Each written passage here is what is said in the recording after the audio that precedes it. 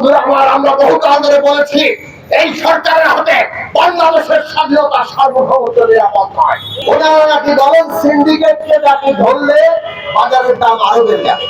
আপনারা পদত্যাগ করেন, ক্ষমতা ছেড়ে দেন।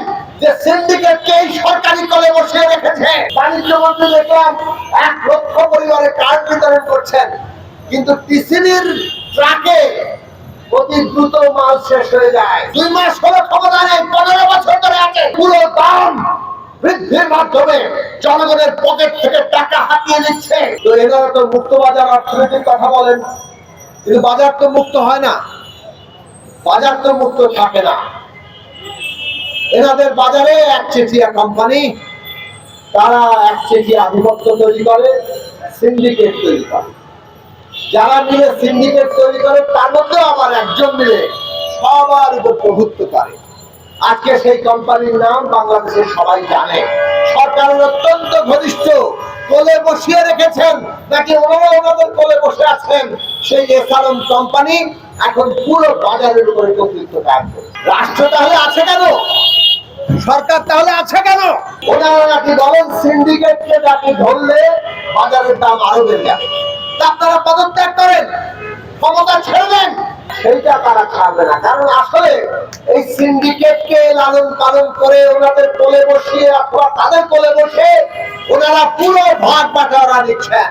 যদি তাই না করতেন তাহলে এটা সবাই জানে যে বাজার, এই তথাকথিত মুক্ত বাজার থাকে না। বাজারে যেহেতু ডিমান্ড সাপ্লাই, মানে চাহিদা আর যোগান, সরবরাহ, এইটার উপরে দাম ঠিক করে। কাজে সরবরাহ যদি ঠিক থাকে তাহলে দাম বাড়ার ওইভাবে কোনো কারণ নাই। চাহিদা অনুযায়ী যদি সরবরাহ ঠিক থাকে, দাম বাড়ার কোনো কারণ নাই। সরবরাহের উপরে যখন একচেটিয়া কায়েম হয় তখন আমরা দেখি দাম বাড়ে। এই একচেটিয়া যাতে কায়েম হতে না পারে সেই কারণে সরকারকে ভূমিকা নিতে হয়, সব জায়গায় তা নেওয়া হয়। আমরা বলেছি, বহুদিন ধরে দাবি করে আসছি যে এইখানে আপনারা টিসিবির মাধ্যমে ন্যায্য মূল্যে জনগণের কাছে এই সমস্ত নিত্য প্রয়োজনীয় দ্রব্য বিক্রি করে।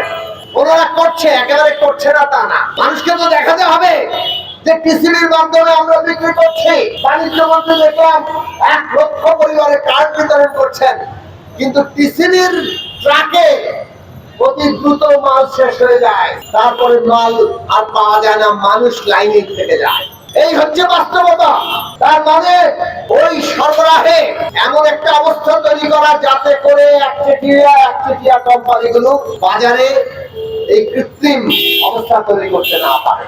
সরকারকে সেখানে ভূমিকা নিতে হবে, আমদানি উন্মুক্ত করতে হবে, যাতে করে কয়েকটি কোম্পানি কেবলমাত্র আমদানির উপর কর্তৃত্ব করতে না পারে।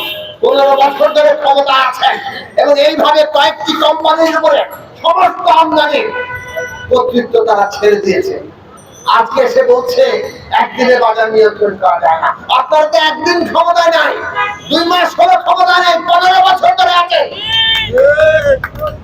15 বছর ধরে বাজারের উপরে এই একচেটিয়াওয়ালাদের কর্তৃত্ব আপনারাই তৈরি করে। পরিষ্কার হয়ে গেছে যে সিন্ডিকেটকে এই সরকারি কলে বসিয়ে রেখেছে এবং বাজারে পুরো দাম বৃদ্ধির মাধ্যমে জনগণের পকেট থেকে টাকা হাতিয়ে নিচ্ছে এই সরকারের এই সমস্ত কোম্পানিগুলো। আর তার সমস্ত ভাগ বাটোয়ারা এই মন্ত্রী এমপিরা, এই সরকারের কর্তা ব্যক্তিরা তাদের পকেটে ঢুকাচ্ছে। তখন একেবারে ওবায়দুল কাদের সাহেব খালি না, বিএনপি কিংবা বিরোধী দলের লোকেরা সিন্ডিকেট তৈরি করছে কিনা এটা ওবায়দুল কাদের সাহেব খালি বলছেন তা না, 14 মার্চে তিনি বলছেন। আর 23শে ফেব্রুয়ারি আমরা দেখেছি প্রধানমন্ত্রী নিজে বলেছেন যে সরকার উৎখাতকারীরা, সরকার উৎখাতকে আন্দোলনকারীরা এই বাজারে সিন্ডিকেট তৈরি করছে কিনা, বাজারে মজুতদারি করছে কিনা সেটা উনি খতিয়ে দেখবেন। আর মজুতদারদেরকে গণধোলাইও দিতে বলেছেন।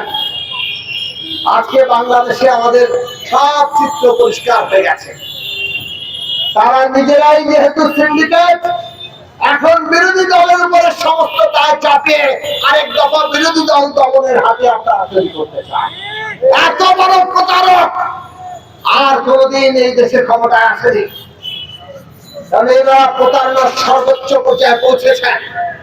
নিজেদের উপরে সমস্ত দায় দায়িত্ব তারা অন্যের ঘাড়ে চাপিয়ে দেন। বন্ধুরা আমার, এই কারণেই তাদের ভারতের সহায়তা লাগে ক্ষমতায় থাকতে। ওবায়দুল কাদের সাহেব এই সরকারের একজন মন্ত্রী এবং সরকারি দলের সাধারণ সম্পাদক। তিনি বলেন ভারত পাশে ছিল বলে তারা ক্ষমতায় আছেন। এই নির্বাচনে মানে সুষ্ঠু নির্বাচন হতে পারে নাই। সুষ্ঠু নির্বাচন হলে তো তারা ক্ষমতায় থাকতে পারবেন না।